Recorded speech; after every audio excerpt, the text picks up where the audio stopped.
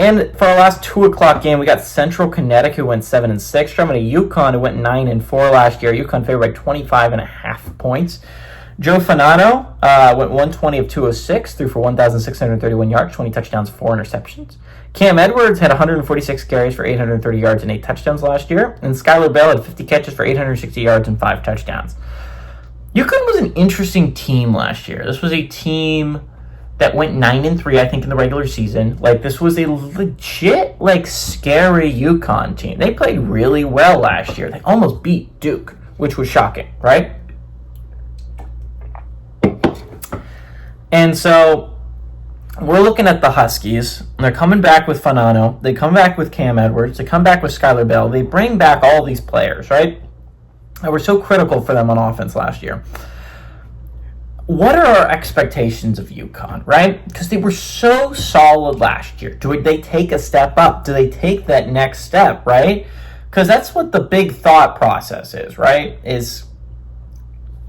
Can UConn and UMass, and I would even throw Oregon State and Washington State, are such in a weird spot.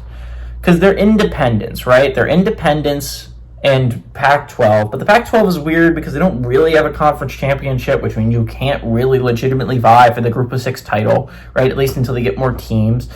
And so you're just in a weird spot if you're one of those two. But the other two, UConn and UMass, they're in a weird spot. UMass doesn't really have to worry about it, considering that they're not even close to making a bowl game, let alone competing for a playoff spot. But UConn's weird, right? UConn is playing at a very high level. They've shown the ability to beat these high-tier teams, but yet they don't have the name of Notre Dame, right? So even if they go undefeated, I don't know what their path to the playoffs are. But until we see that and they see them get left out of the playoffs, I'm going to assume that if they go 12-0, they're going to be under consideration just like Notre Dame, and they're going to be put into the college football playoffs.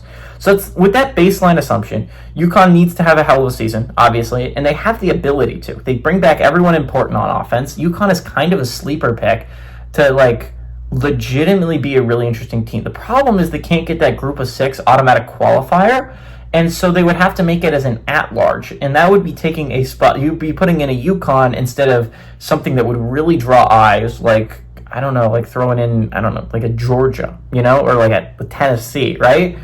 Or like a Florida. And you're telling me that they might do that is shocking. It would be shocking to me. But UConn, I'm going to assume, has a path to the playoffs because I'm hoping that every single college football team has a path to the college football playoffs. UConn is one of them.